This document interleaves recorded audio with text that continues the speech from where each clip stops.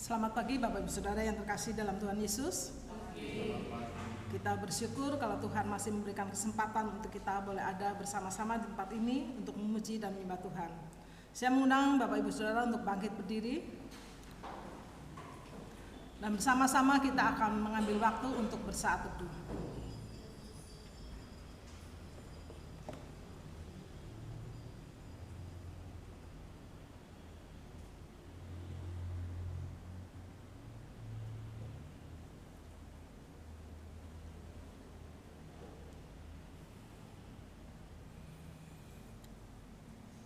Amin. Saudara dalam kasih Tuhan, kami menyambut saudara sekalian untuk datang menghadap Tuhan, dan kebaktian kita pada pagi hari ini kita mau landaskan pada pengakuan bahwa pertolongan kita datangnya dari Tuhan yang menciptakan langit dan bumi, yang kasih setianya kekal untuk selama-lamanya, dan yang tidak pernah meninggalkan perbuatan tangannya. Amin. Tuhan berada di bait sucinya. Tuhan berada di bait sucinya. Semua orang di hadapan Tuhan sujudlah,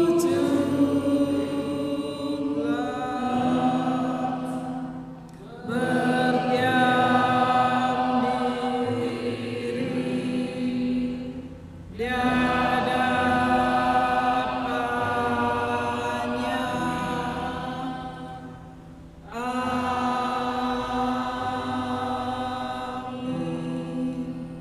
Firman Allah berkata, "Dan jika engkau bersumpah dalam kesetiaan, dalam keadilan dan dalam kebenaran, demi Tuhan yang hidup, maka bangsa-bangsa akan saling memberkati di dalam Dia dan akan bermegah di dalam Dia."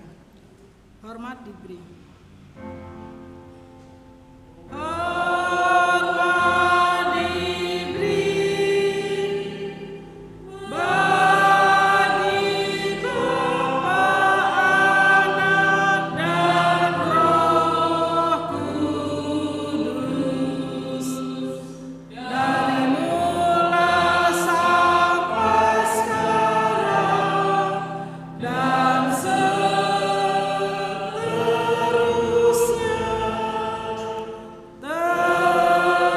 Termulia. Amin.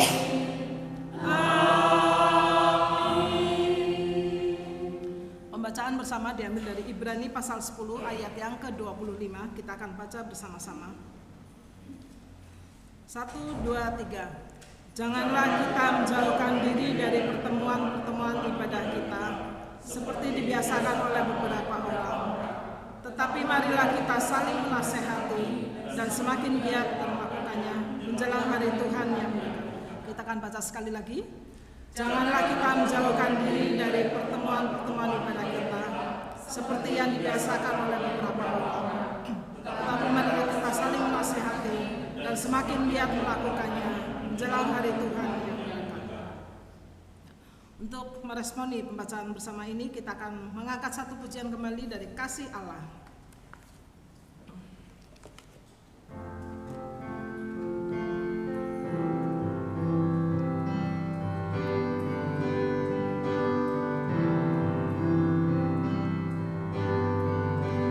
Kasih Allah, amat besar yang tak dapat kulukiskan, lebih tinggi dari bintang, lebih dalam dari lautan. Meski Adam telah berdosa, yang mengutus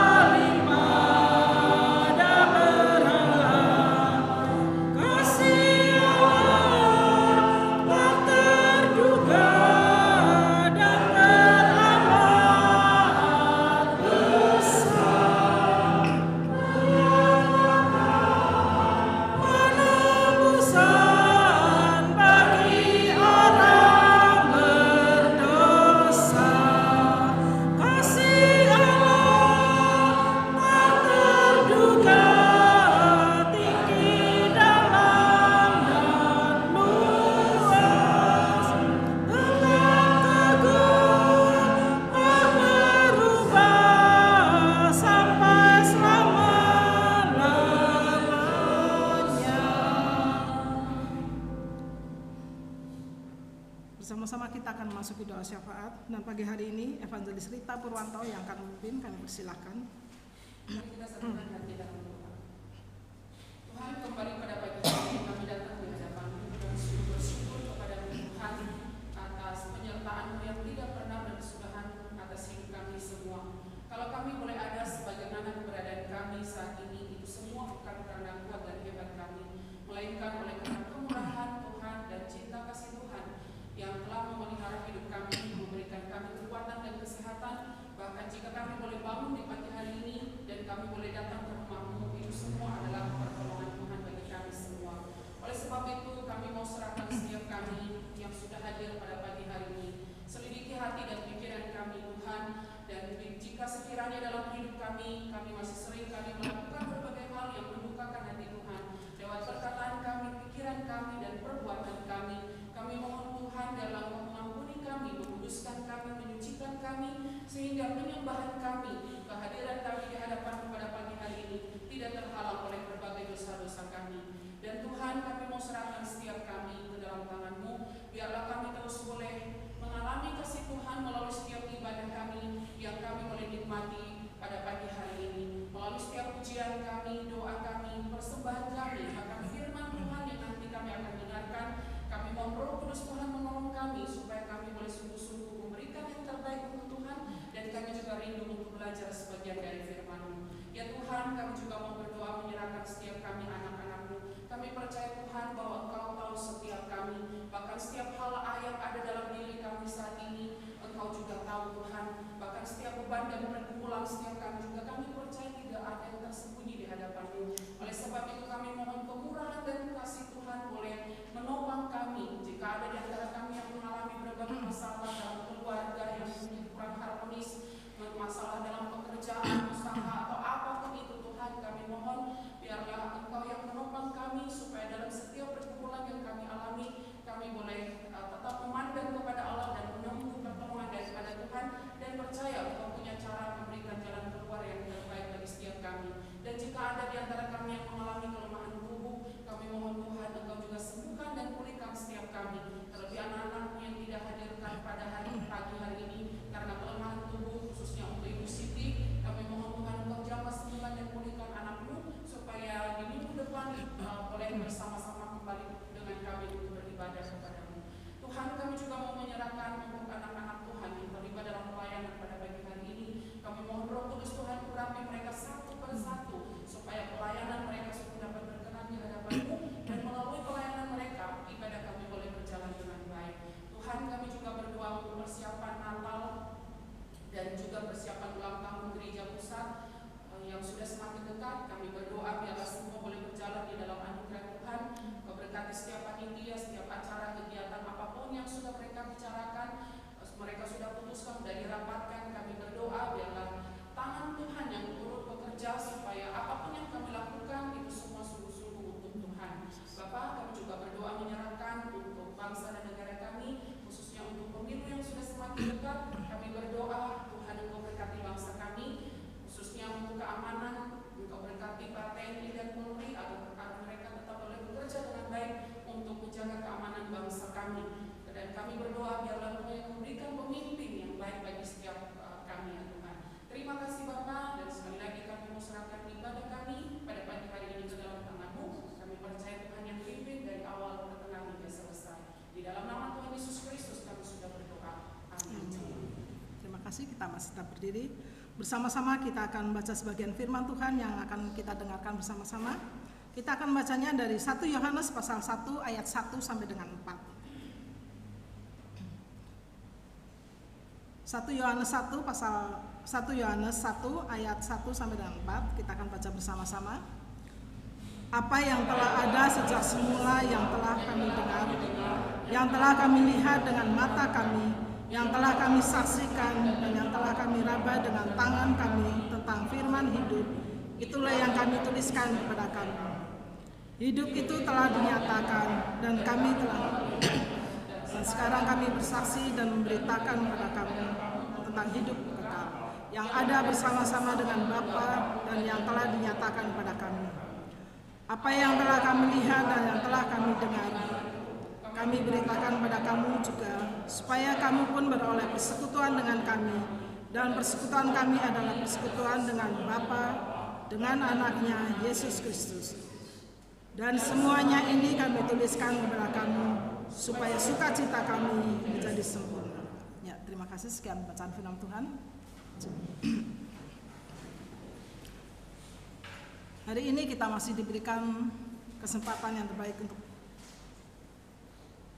oleh Tuhan melalui persembahan kita. Mari kita berikan persembahan itu, dan kita akan mengangkat pujian Yesus Ku Cintamu.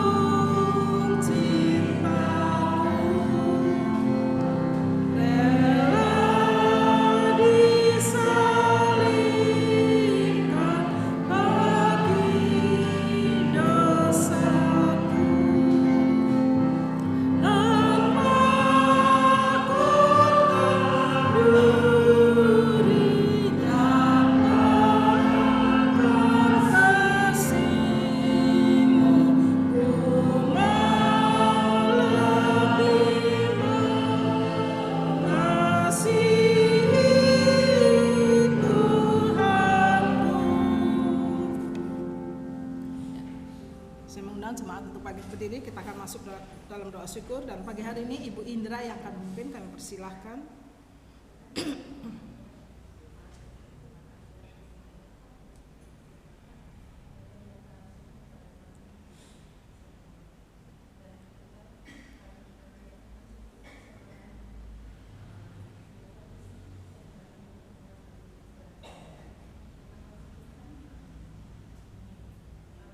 Amin. Terima kasih, silakan duduk kembali. Mari kita persiapkan hati kita untuk mendengarkan firman Tuhan. Namun sebelumnya kita akan mengangkat pujian bagaikan tanah kering. Nanti singer dulu yang akan nyanyikan, dan jemaat mempersiapkan diri dengan berdoa di dalam hati kita masing-masing. Singer akan menyanyikan terlebih dahulu.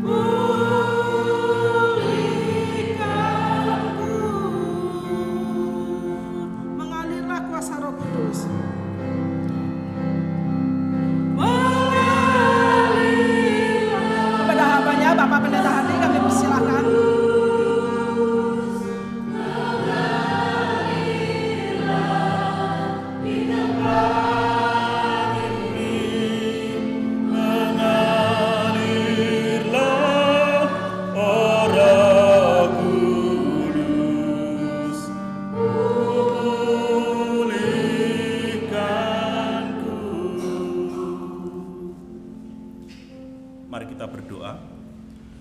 Bapa kami yang di dalam surga, Tuhan, kami mengucap syukur buat kasih setia Tuhan yang tiada henti-hentinya yang boleh kami rasakan, kami nikmati di dalam kehidupan kami.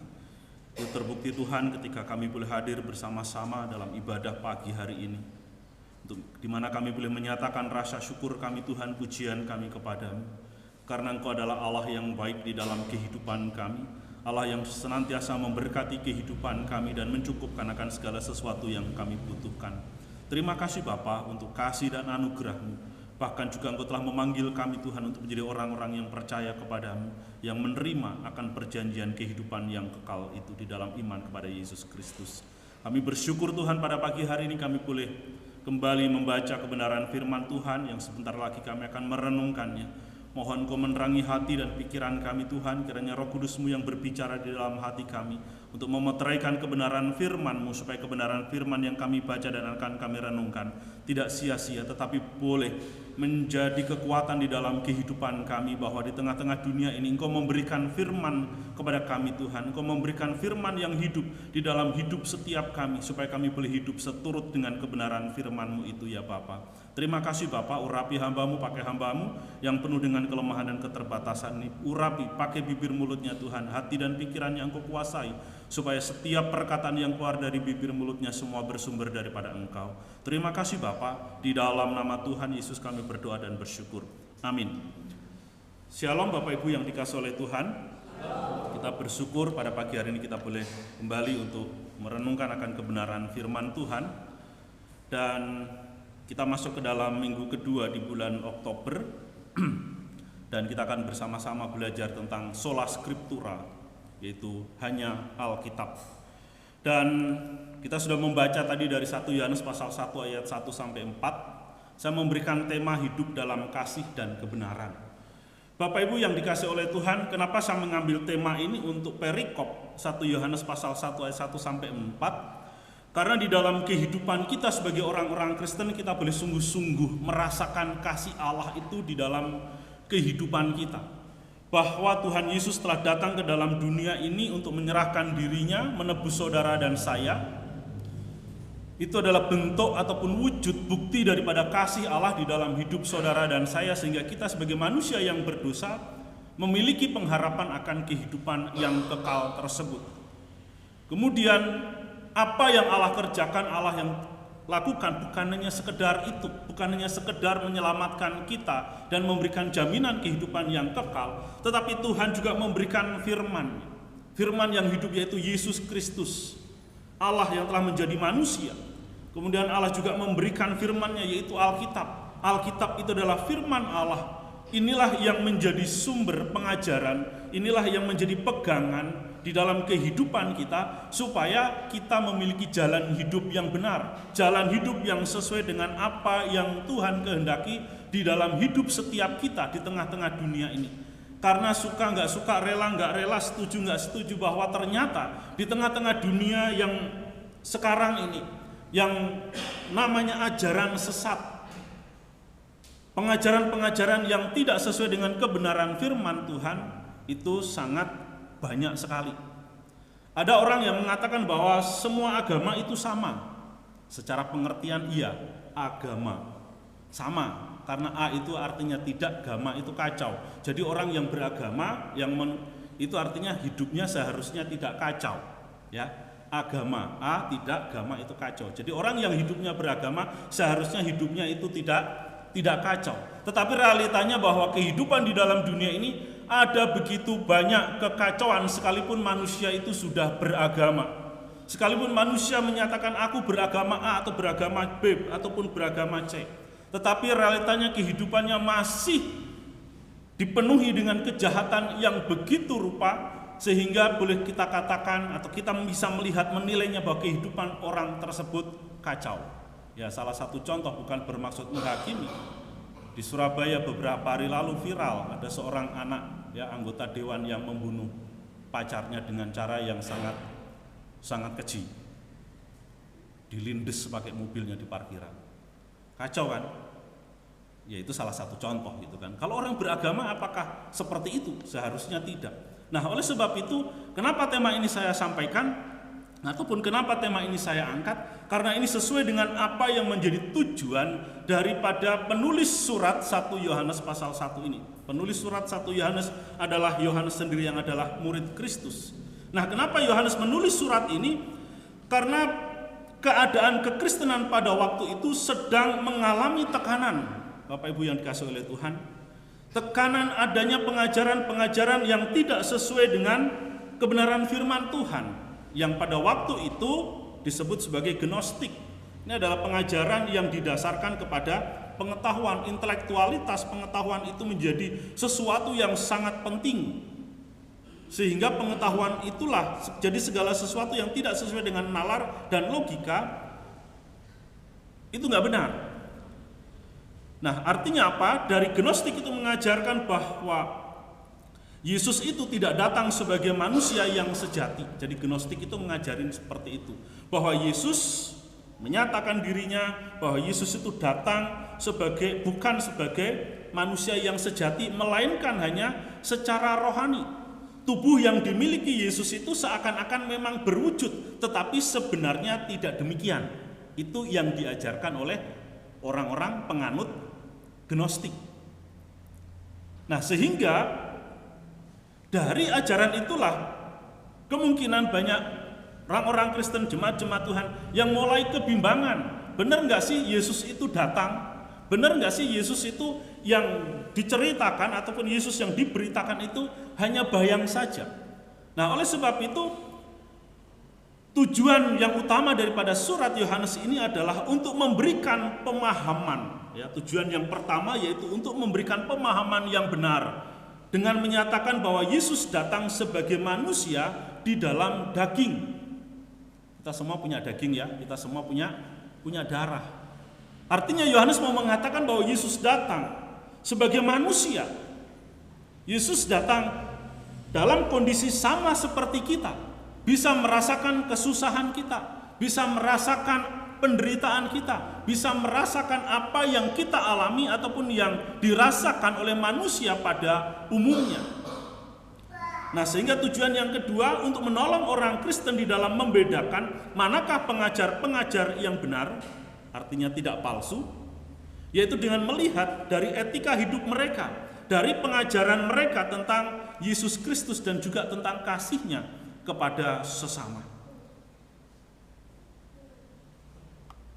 Nah, saudara-saudaraku yang dikasihi oleh Tuhan, di dalam bagian ini Yohanes juga menginginkan agar pembacanya itu tidak hidup di dalam dosa.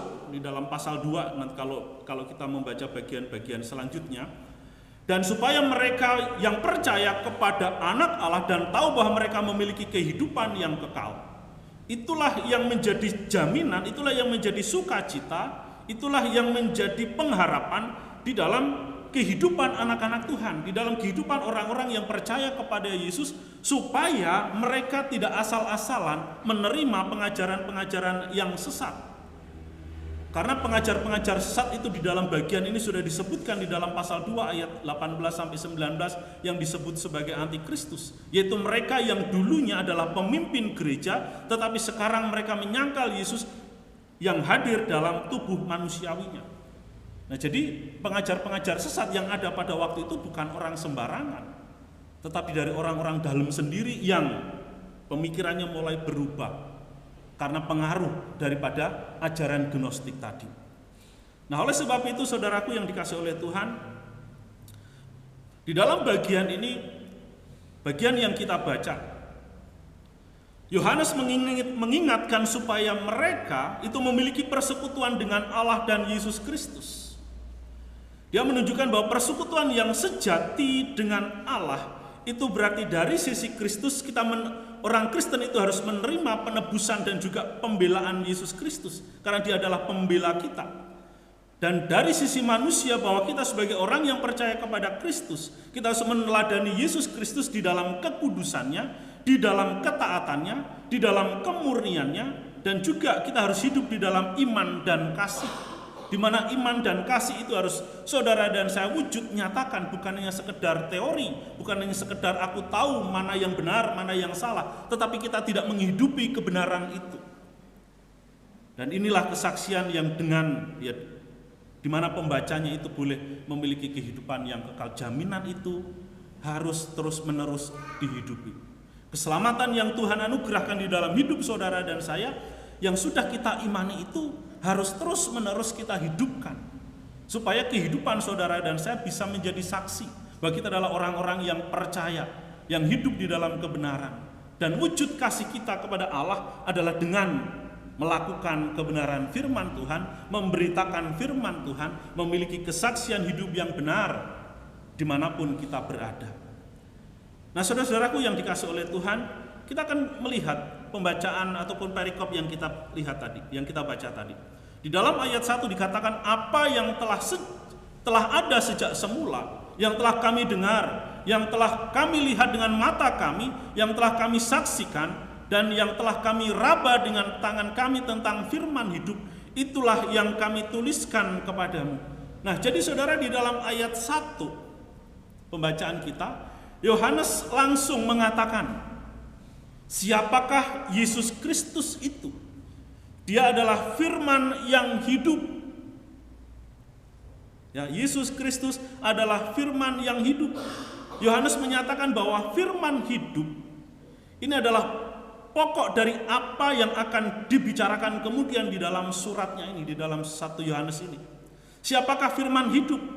Kalau saudara dan saya mau menelusuri ke dalam bagian-bagian ini, kita akan mendapati bahwa yang dimaksudkan firman hidup oleh Yohanes dalam ayat ini tidak lain adalah pribadi Yesus Kristus itu sendiri, yang adalah Allah yang menjadi manusia, yang telah menyatakan dirinya, mewujud nyata dirinya di dalam kasihnya itu, kemudian dia menyerahkan dirinya untuk disalib sebagai tebusan bagi banyak orang yang berdosa. Yesus adalah sang firman yang berinkarnasi, firman yang menjadi manusia, yang menjadi daging sama seperti saudara dan saya, punya daging, punya darah, punya perasaan dan lain sebagainya. Firman itu telah menjadi manusia, dikatakan demikian. Firman Allah itu telah menjadi manusia, artinya dia hidup, dia memperkenalkan dirinya kepada saudara dan saya, kepada orang-orang yang dikasihi. Yesus adalah sang firman Allah itu sendiri. Dia juga adalah sang firman dari Allah dan dia hidup. Sehingga saudara dan saya memiliki firman yang hidup, bukan firman yang mati, firman yang bukan hanya saja dapat dibaca secara tulisan, melainkan firman yang hidup, yang artinya melalui kehidupan Yesus itulah kita bisa melihat ternyata firman Tuhan yang kita baca itu bukan hanya sekedar teori. Ada nggak orang yang bisa melakukan seluruh tuntutan daripada hukum Taurat, ataupun ada nggak orang yang bisa melakukan semua kebenaran-kebenaran firman Tuhan yang saudara saya baca, dan saya baca? Ada, yaitu Yesus Kristus. Karena dia adalah firman yang hidup, firman yang bisa dilihat dari cara bicaranya, dari pekerjaannya, dari kesehariannya, dari kasihnya, dari mujizat-mujizatnya, dari pengajarannya.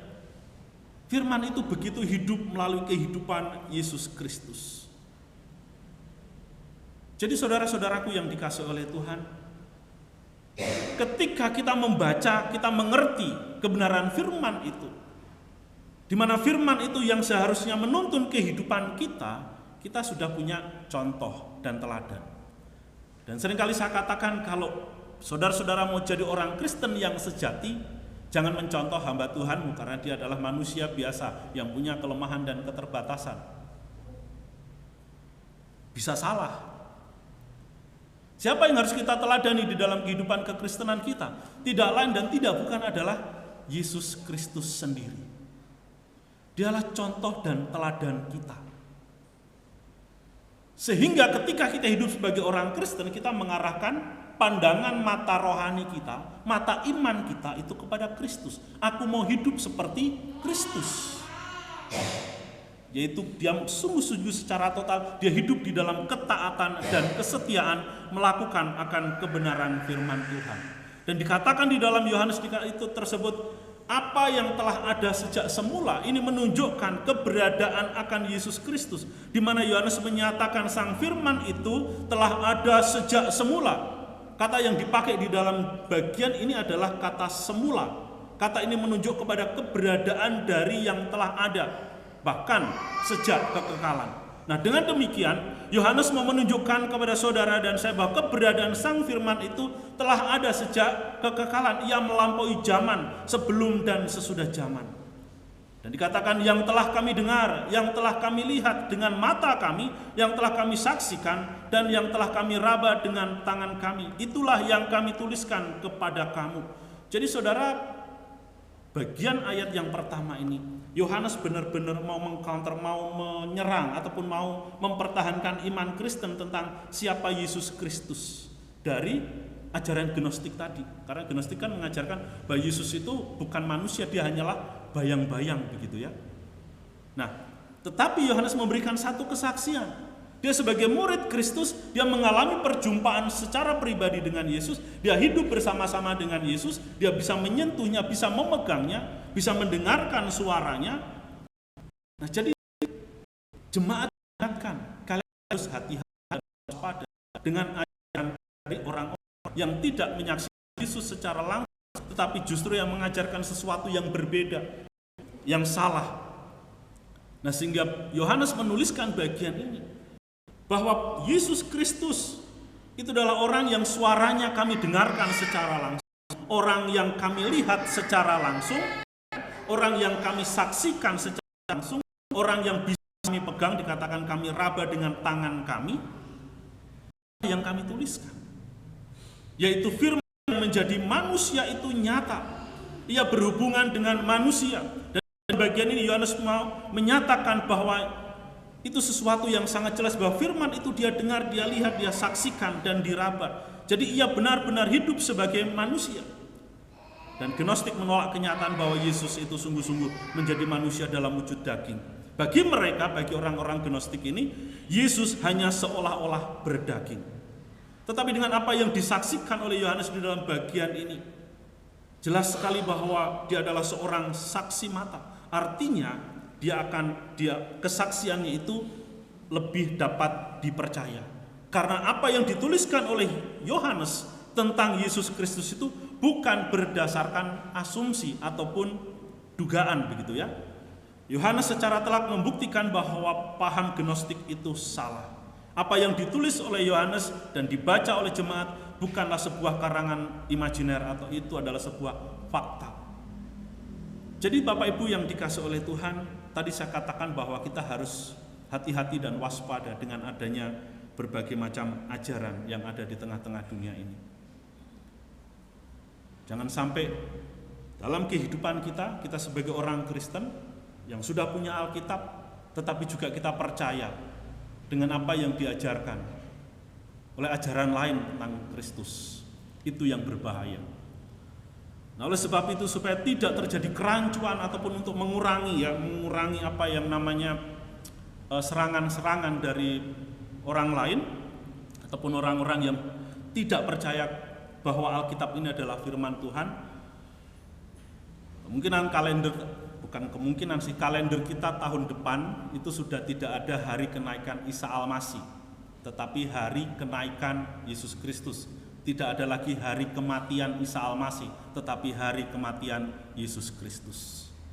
Karena yang mati dan bangkit itu adalah Yesus Kristus yang ada di dalam Alkitab.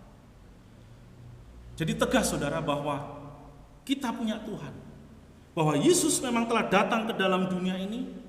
Dia telah berinkarnasi menjadi manusia sama seperti saudara dan saya untuk menyelamatkan kita. Itulah yang diajarkan oleh Alkitab. Itulah kebenaran yang harus saudara dan saya pegang. Karena dengan apa yang disaksikan oleh Yohanes di dalam bagian ini, memberikan kita suatu kepastian bahwa Yesus adalah Sang Firman yang menjadi manusia. Apa yang diajarkan oleh Yohanes itu adalah sesuatu yang konsisten. Di dalam Injil Yohanes pasal 1 ayat 1 dia mengatakan, pada mulanya adalah firman, firman itu bersama-sama dengan Allah, dan firman itu adalah Allah. Jadi ia nyata, bukan hayalan, bukan ilusi. Bahwa Yesus pernah hadir di dalam sejarah manusia sebagai manusia. Bahwa firman Allah yang adalah Allah itu pernah hadir di dalam kehidupan manusia sebagai manusia. Kita mendapat keyakinan bahwa kenyataan kehadiran Yesus di dalam sejarah memberikan kepada kita kepastian akan kebenaran dan karyanya bagi kita. Sekaligus empatinya, kasihnya di dalam hidup setiap kita. Jadi segala sesuatu yang Yesus kerjakan di tengah-tengah dunia ini semasa hidupnya, itu bukan dongeng, tetapi itu adalah realita sejarah. Itu adalah kenyataan sejarah. Bahwa apa yang tertulis di dalam Alkitab itu dapat dibuktikan di dalam sejarah. Salah satu contoh misalkan peristiwa yang lebih jauh yang semalam sudah disinggung dikotbahkan sama penginjil Rita di Jud tentang Sodom dan Gomora.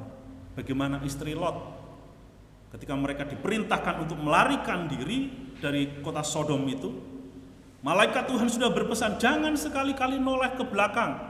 Perintahnya mudah. Jangan noleh. Susah nggak sih jangan noleh? Susah apa gampang? Gampang. Tetapi istri Lot ternyata tidak mampu melakukan perintah yang gampang dan sederhana itu. Nah, sehingga ketika kota Sodom dan Gomora itu ditunggang balikan, dihujani belerang dan lain sebagainya, terbakar. Ketika dalam pelariannya itu istri Lot menoleh ke belakang dan jadilah dia tiang garam. Nah, seselusi udah pernah kesana, udah pernah lihat. Ada sejarahnya, ada buktinya bahwa kota itu benar-benar sudah menjadi satu kota yang gersang, tidak ada penghuninya, tidak ada penduduknya di sana. Tinggal seperti itu aja. Itu salah satu bukti sejarah. Belum lagi cerita-cerita yang lainnya di dalam Alkitab, semuanya masih ada. Nah, jadi saudara-saudaraku yang dikasih oleh Tuhan, inilah kebenaran yang harus saudara dan saya hidupi, yaitu kebenaran firman Tuhan. Dan sebagai bentuk kasih kita kepada Tuhan, bahwa saudara dan saya mau mengasihi Tuhan, dan satu-satunya cara saudara dan saya yang sudah menerima kasih Tuhan mendapatkan anugerah keselamatan itu, kita mengasihi Tuhan, yaitu dengan cara melakukan perintah-perintahnya. Dan di dalam 1 Yohanes juga dikatakan perintah-perintah Tuhan itu tidak berat. Siapa yang membuat perintah-perintah Tuhan menjadi berat? Pikiran kita yang penuh dengan dosa. Pikiran kita yang penuh dengan keterbatasan. Logika kita yang tidak sempurna. Tetapi ketika saudara dan saya mau sungguh-sungguh hidup taat di dalam kebenaran firman Tuhan itu, ketika saudara dan saya mau sungguh-sungguh hidup beribadah kepada Tuhan dan menyatakan rasa syukur kita dan terima kasih kita kepada Tuhan, maka kita akan terus memohon pimpinan dan kekuatan yang daripada Tuhan, supaya Tuhan memberikan kekuatan dalam hidup kita, supaya kita menjadi pelaku-pelaku firman Tuhan. Karena firman Tuhan adalah firman yang hidup, bukan firman yang mati. Firman yang dapat kita praktekkan, yang dapat kita aplikasikan di dalam seluruh kehidupan saudara dan saya. Sehingga kita disitulah memiliki hidup yang memuliakan Tuhan dan menyatakan kebenaran firman Tuhan, bahwa firman itu hidup di dalam hidup kita sebagai orang-orang yang menerima janji Tuhan, sebagai orang-orang yang dipilih oleh Tuhan untuk menjadi umatnya.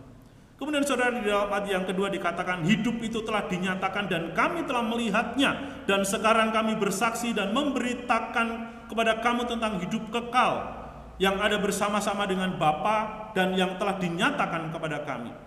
Katakan hidup itu telah dinyatakan dan kami telah melihatnya, dan sekarang kami bersaksi dan memberitakan kepada kamu tentang hidup kekal. Saudara, firman hidup adalah Yesus Kristus. Dia telah dinyatakan oleh Allah Bapa, telah dilihat oleh Yohanes. Yohanes itu telah memberitakan siapa Yesus Kristus sesuai dengan apa yang dia dengar, dia lihat, dan dia raba. Dengan demikian, Yohanes mau menegaskan bahwa firman atau firman yang hidup, yang telah memberikan hidup yang kekal, itulah sebuah firman yang kehadirannya sungguh-sungguh nyata. Kehadiran sang firman di dalam sejarah dunia adalah untuk memberikan hidup kekal. Bahwa tujuan yang utama Yesus datang ke dalam dunia ini bukan hanya menyatakan bahwa dia adalah firman yang hidup, yang bersumber dari Allah, kemudian yang melakukan berbagai macam mujizat, tetapi juga yang memberitakan tentang siapa dirinya sebagai pribadi yang memberikan hidup kekal. Saudara, saya tanya, siapa yang bisa memberikan hidup kekal? yaitu pribadi yang punya hidup kekal. Betul ya? Pribadi yang memberikan hidup yang kekal. Kalau pribadi itu tidak memiliki hidup yang kekal, bisa nggak dia memberikan hidup kekal kepada kita? Bisa nggak? Bisa nggak? Nggak bisa. Bisa nggak kita ngasih uang kepada pengemis kalau kita nggak punya uang? Nggak bisa. Kita bisa memberikan uang kepada orang yang meminta-minta kalau kita punya uang. Nah, demikian juga, siapa yang bisa memberikan hidup kekal kalau bukan pribadi yang memiliki kehidupan yang kekal? Kalau bukan pribadi yang memiliki kuasa untuk memberikan hidup yang kekal itu. Oleh sebab itu kehadiran Sang Firman, yaitu Yesus Kristus di dalam sejarah, sudah dinyatakan bahwa aku datang untuk memberikan kehidupan yang kekal. Di dalam Injil Yohanes pasal 3 ayat 16 dikatakan, karena begitu besar kasih Allah akan dunia ini, sehingga ia telah mengaruniakan anaknya yang tunggal, supaya setiap orang yang percaya kepadanya tidak binasa, melainkan beroleh hidup yang kekal. Jadi saudara dan saya yang percaya kepada Yesus, kita yang sudah mendapatkan anugerah itu adalah sebuah jaminan yang harus saudara dan saya hidupi, yakini, sehingga kita mau taat dan setia. Karena kehidupan yang kekal hanya dapat diberikan oleh pemilik hidup kekal. Maka pemilik hidup kekal itu berkenan memberikannya kepada manusia melalui jalan kehadiran Sang Firman ke tengah-tengah dunia ini. Saudara, tidak ada jalan lain untuk memiliki kehidupan yang kekal itu, selain kita mau sungguh-sungguh menerima anugerah keselamatan itu yang diberikan oleh Allah Bapa melalui Yesus Kristus. Dan Yesus Kristus sendiri juga menyatakan, bukan hanya di dalam Yohanes 3:16, tetapi juga di dalam Yohanes pasal 14 ayat 6. Dia mengatakan, akulah jalan dan kebenaran dan hidup. Tidak ada seorang pun yang datang kepada Bapa kalau tidak melalui aku. Jadi tidak ada jalan lain, saudara. Yesus Kristus adalah satu-satunya jalan untuk memperoleh kehidupan yang kekal. Iman kepada Yesus Kristus itulah yang membawa kita kepada kehidupan yang kekal. Kalau agama yang lain mengajarkan harus berbuat baik untuk mendapatkan hidup yang kekal, tetapi di dalam kekristenan, Tuhanlah yang memberikan jalan itu. Tuhanlah yang menganugerahkan kepada saudara dan saya untuk menerima kehidupan yang lain, kehidupan yang kekal itu. Jalan lain hanyalah seperti jalan, tetapi sebenarnya bukan jalan.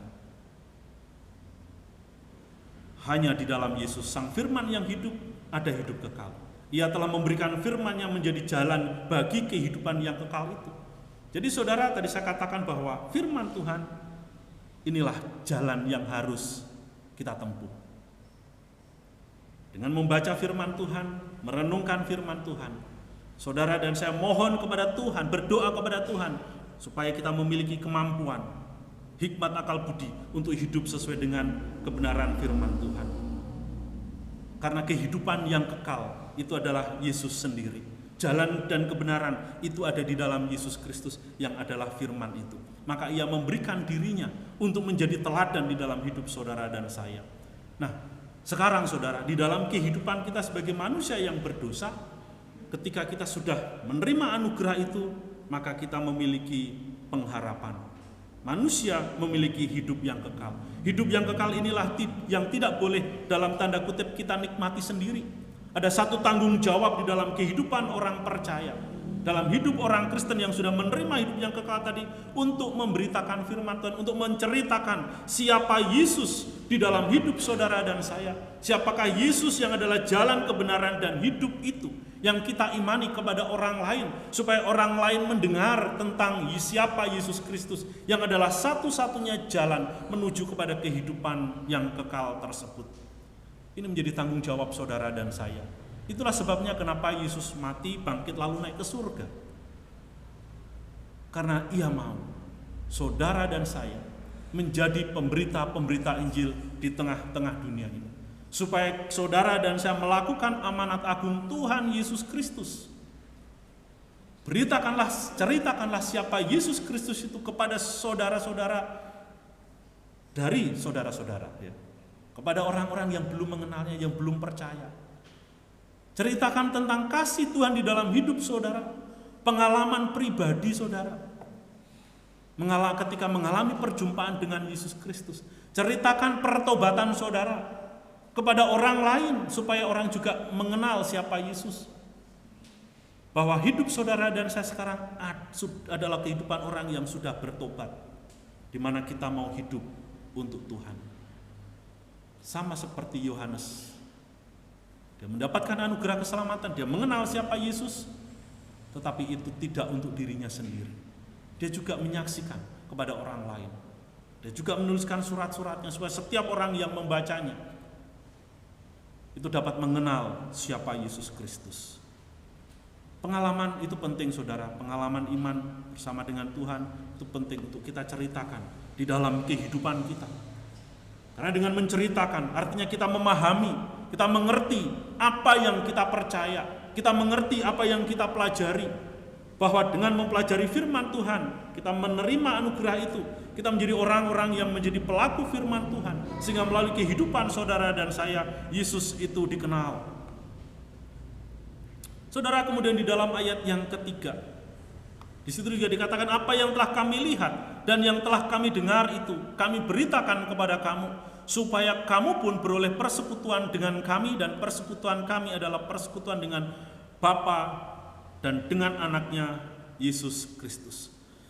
Saudaraku yang dikasihi oleh Tuhan, pemberitaan akan Sang Firman itu menghasilkan persekutuan ataupun kebersamaan. Persekutuan di dalam kehidupan yang kekal, di dalam hubungannya seorang akan yang lain, dan persekutuan dalam kebenaran. Maka mereka yang sudah hidup di dalam persekutuan ini akan menerima pemberitaan firman Tuhan. Nah, sehingga di dalam kehidupan setiap gereja itu ada yang namanya persekutuan. Bukan hanya sekedar ibadah, ibadah juga salah satu bentuk persekutuan. Tetapi persekutuan ini lebih kalau di dalam kehidupan kita bergereja, ketika kita bersekutu itu supaya bisa lebih dekat seorang akan yang lain. Bukan berarti dalam ibadah enggak. Persekutuan itu perlu dibangun. Makanya di dalam gereja kita ada yang namanya sekolah minggu, persekutuan anak-anak, persekutuan remaja, persekutuan pemuda, persekutuan pasutri, suami istri, ada persekutuan lansia. Tujuannya adalah sebetulnya itu bukan apa yang dikehendaki oleh manusia, tetapi itulah yang dikehendaki Allah. Bahwa orang-orang yang sudah mengenal Tuhan itu membangun persekutuan dengan Allah, dan itu diwujud nyatakan dengan persekutuan seorang akan yang lain. Supaya kita bisa sama-sama menerima kebenaran firman itu, bertumbuh bersama-sama melalui persekutuan itu untuk mengenal Allah, untuk mengenal kebenaran firman Tuhan, dan di dalam persekutuan itu kita bisa mempraktekkan belajar firman Tuhan, dan di dalam persekutuan itu kita juga bisa belajar untuk men-sharingkan firman Tuhan, untuk menceritakan pengalaman hidup kita bersama-sama dengan Tuhan, sehingga kita bisa saling memberkati seorang akan yang lain, bisa menguatkan seorang akan yang lain, bahwa kita memiliki persekutuan dengan Allah dan juga memiliki persekutuan dengan saudara-saudara seiman. Nah, saudara-saudaraku yang dikasihi oleh Tuhan, persekutuan itu penting karena inilah yang akan memberikan kekuatan di dalam kehidupan kita untuk menguatkan seorang akan yang lain. Misalkan salah satu contoh, persekutuan keluarga misalkan. Pasangan suami istri bersekutu. Bisa saling menguatkan seorang akan yang lain karena di dalam kehidupan setiap rumah tangga pasti punya masalah persoalan. Sehingga di situ bisa men-sharingkan, bisa saling mendoakan, saling menguatkan bahwa di tengah-tengah dunia ini kita tidak hidup sendirian. Ada saudara-saudara seiman yang bisa menolong dan menguatkan setiap kita. Dan persekutuan itu dibangun di dalam iman kepada Yesus Kristus. Persekutuan itu dibangun untuk memuliakan akan nama Tuhan. Dan di dalam ayat yang keempat, dan semuanya ini kami tuliskan kepada kamu supaya sukacita kami menjadi sempurna. Saudara, kesempurnaan yang sejati itu diperoleh dari mereka yang menerima Sang Firman. Sukacita ataupun kebahagiaan yang sejati di dalam hidup saudara dan saya itu kita peroleh karena kita menerima ataupun kita memiliki Yesus Kristus yang adalah Tuhan dan Juru Selamat di dalam hidup kita. Kesempurnaan sukacita yang sejati yang saudara dan saya peroleh karena kita memiliki firman Tuhan. yang dapat kita jadikan pegangan di dalam hidup kita, dalam segala situasi dan kondisi kehidupan kita. Artinya saudara, bahwa setiap kita, ketika kita sudah memiliki kesempurnaan yang sempurna itu, ataupun sukacita yang sejati itu, karena kita sudah memiliki jaminan kehidupan yang kekal itu. Sukacita kita tidak ditentukan oleh apa yang kita miliki di dalam dunia ini yang hanya bersifat sementara tadi. Karena segala sesuatu yang kita miliki di dalam dunia ini hanya bersifat sementara. Tetapi sukacita yang kekal itu adalah ketika kita memiliki firman yang hidup. Saudara dan saya sudah menjadi milik Kristus. Kita adalah milik Kristus. Itulah sukacita kita yang sejati. Aku miliknya Tuhan, pencipta alam semesta. Kita adalah kepunyaan Tuhan, dipelihara oleh Tuhan sedemikian rupa. Nah, sehingga ketika kita memiliki pemahaman yang demikian, kita memiliki tujuan hidup yang jelas, bahwa aku hidup di tengah-tengah dunia ini dengan berbagai macam persoalan yang Tuhan izinkan, dengan berbagai macam ujian. Tujuannya adalah untuk kemuliaan Tuhan. Itulah yang sering kali dikatakan oleh setiap pengkhotbah, dan juga saya katakan bahwa manusia itu diciptakan sesuai dengan gambar dan rupa Allah, supaya di dalam hidup manusia itu memuliakan nama Tuhan. Itulah tujuannya. Jadi sesungguhnya bukan untuk menikmati apa yang fana, tetapi untuk menikmati yang kekal itu, yaitu kehidupan di surga. Kehidupan saudara di tengah-tengah dunia ini sebagai salah satu sarana, sebagai salah satu latihan bagaimana dalam segala kehidupan kita tetap bisa memuliakan Tuhan, tetap bisa mengucap syukur kepada Tuhan. Sama seperti Paulus. Paulus itu dikatakan dalam firman Tuhan mengajarkan kepada kita bersukacitalah senantiasa di dalam Tuhan. Setiap surat Paulus dia mengatakan, aku selalu mengingat kamu di dalam doaku. Pertanyaannya saudara, ketika Rasul Paulus menuliskan hal itu, menyatakan hal itu, dia ada di mana? Di dalam penjara. Siapa yang mau masuk penjara? Tidak ada. Karena bagi kita, secara sosial, itu adalah tempat yang paling hina, tempat yang paling rendah di dalam kehidupan manusia, status yang paling rendah di dalam kehidupan manusia kalau orang itu tinggal di dalam penjara. Itulah yang dialami oleh Paulus secara manusia. Tetapi justru di dalam kesusahannya, di dalam kesulitannya sebagai manusia, dia berdoa untuk jemaat Tuhan. Ia berdoa untuk jemaat Tuhan yang mengalami kesulitan, yang mengalami tekanan, yang mengalami penderitaan. Dia selalu mengingat orang-orang yang dia injili. Dia selalu mengingat keadaan jemaat. Itulah keteladanan iman seseorang yang sudah memiliki kehidupan yang kekal itu. Di dalam segala kesulitan, dia masih mengingat orang lain. Di dalam kesusahannya, dia masih bisa mendoakan orang lain. Pernahkah kita melakukan hal itu? Kita sakit aja, kondisi kita sakit. Pernah nggak dalam kondisi sakit itu kita mengingat orang-orang lain untuk kita doakan? Saudara, untuk memiliki iman yang sedemikian, itu memang tidak mudah. Tetapi ketika kita memiliki sukacita yang sempurna, ketika saudara dan saya sudah memiliki kehidupan yang kekal, saudara dan saya akan dimampukan untuk mengerjakan pekerjaan yang demikian. Sehingga melalui kehidupan kita, nama Tuhan dimuliakan. Itulah wujud daripada hidup di dalam kasih dan kebenaran. Dalam segala keadaan kita masih bisa mengasihi sesama kita. Di dalam segala keadaan kita masih memiliki hidup yang hidup di dalam kebenaran firman Tuhan. Karena seringkali bahwa ketika orang ataupun manusia itu hidup di dalam kondisi-kondisi kesusahan-kesusahan tertentu, dia tidak lagi memiliki kasih. Dia tidak lagi mau melakukan kebenaran, bahkan seringkali saya katakan bukankah dalam keadaan-keadaan tertentu kita masih seringkali kompromi dengan dosa. Itulah yang tidak boleh terjadi di dalam kehidupan orang yang sudah memiliki sukacita sejati. Apapun keadaan kita harus hidup di dalam kasih kepada Allah dan kasih kepada sesama. Jangan memandang muka.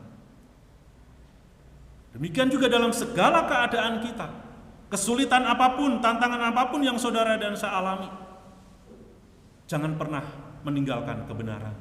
Jangan pernah menyimpang dari ajaran firman Tuhan.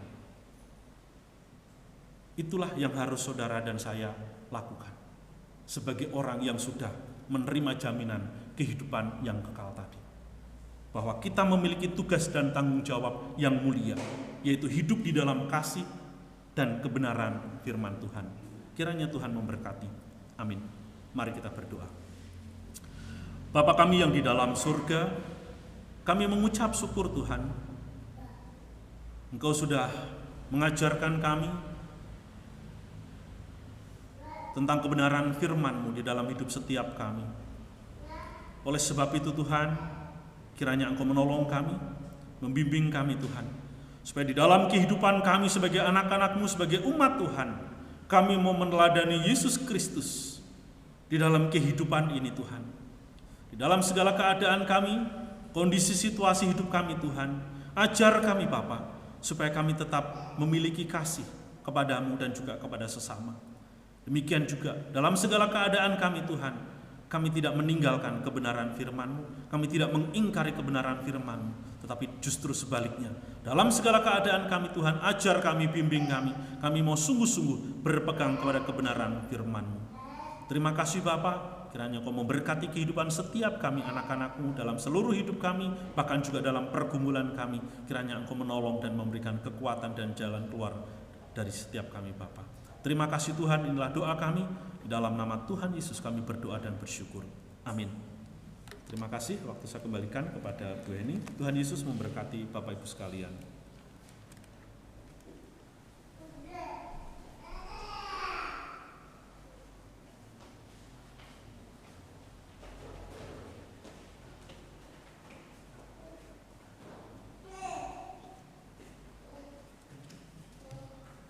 Puji nama Tuhan, firman Tuhan yang sudah kita dengarkan, biarlah itu menjadi rema dalam kehidupan kita, dan kita boleh menerapkannya, dan kita boleh melakukannya sebagai umat Kristiani. Terima kasih juga kepada Bapak Pendeta Hadi yang sudah menyampaikan kebenaran firman Tuhan untuk kita sekalian. Tuhan memberkati pelayanan dan juga keluarga Bapak. Untuk meresponi firman Tuhan ini, kita akan nyanyi, mengangkat satu pujian, ku tahu yang ku percaya. Kita akan nyanyikan bait yang pertama saja.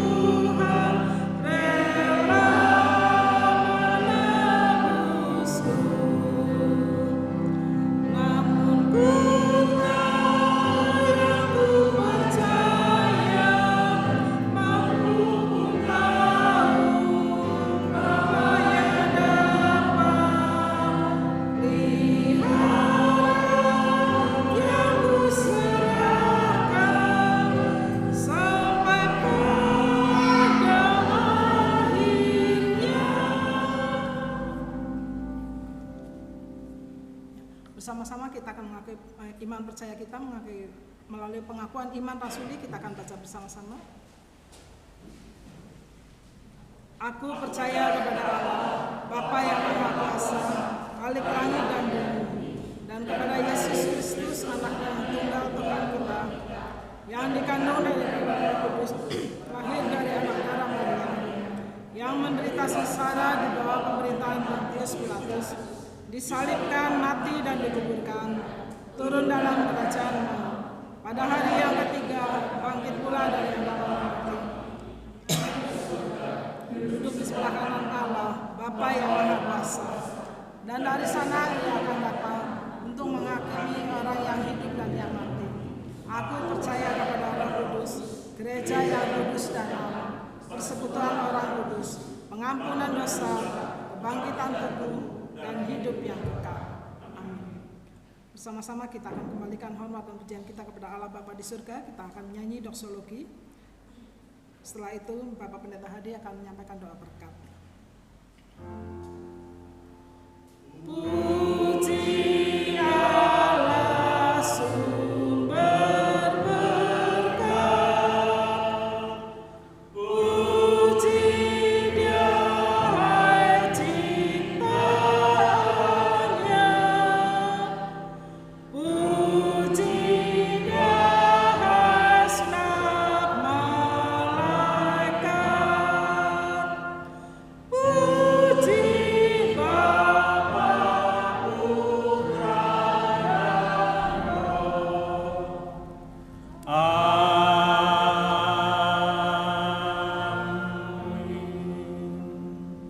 Jemaat yang dikasihi oleh Tuhan, pulanglah dan jadilah pelaku-pelaku firman Tuhan di dalam kehidupanmu.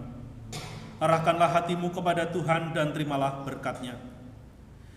Kiranya Tuhan memberkati engkau dan melindungi engkau. Kiranya Tuhan menyinari engkau dengan wajah-Nya dan memberi engkau kasih karunia.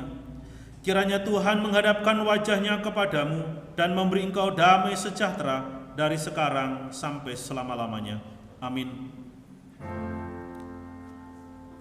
Amin.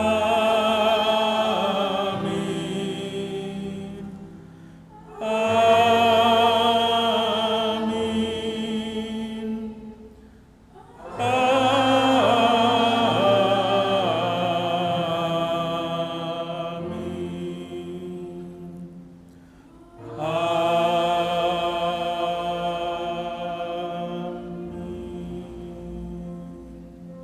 Silakan jemaat duduk kembali.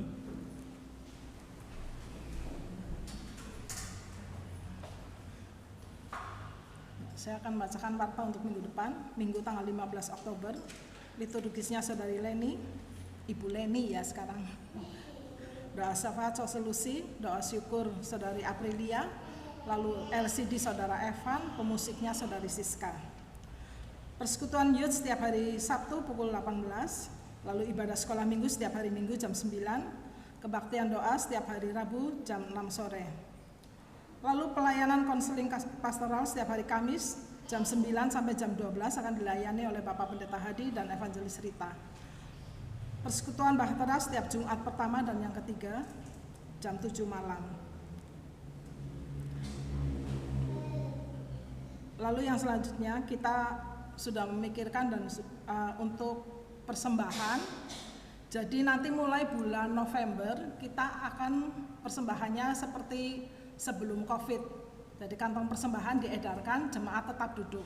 Jadi tidak melalui kotak ini lagi, tapi persembahan akan diedarkan oleh petugas pelayanan mulai bulan November.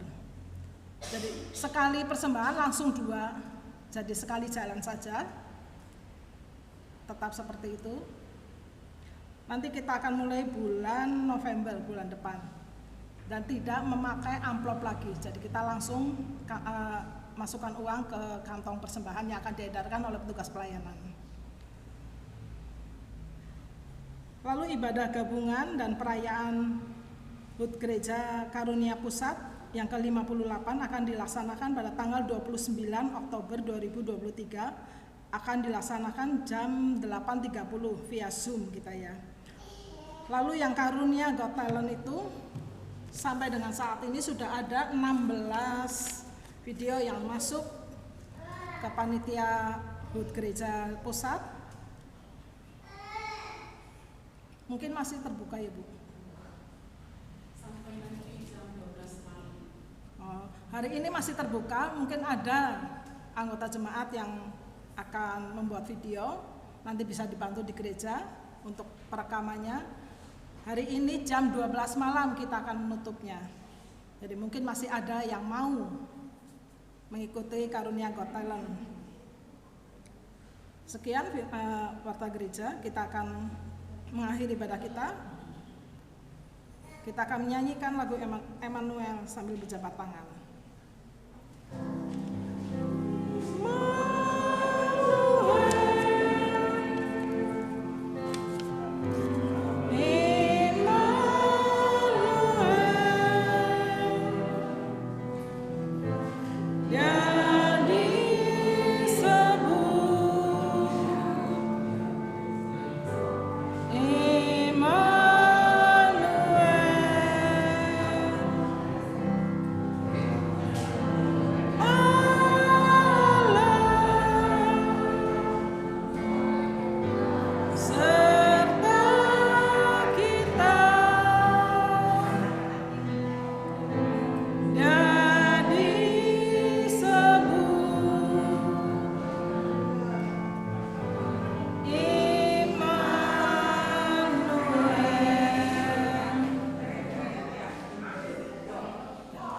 Silakan jemaah duduk kembali, saat teduh ibadah selesai. Selamat berhari Minggu.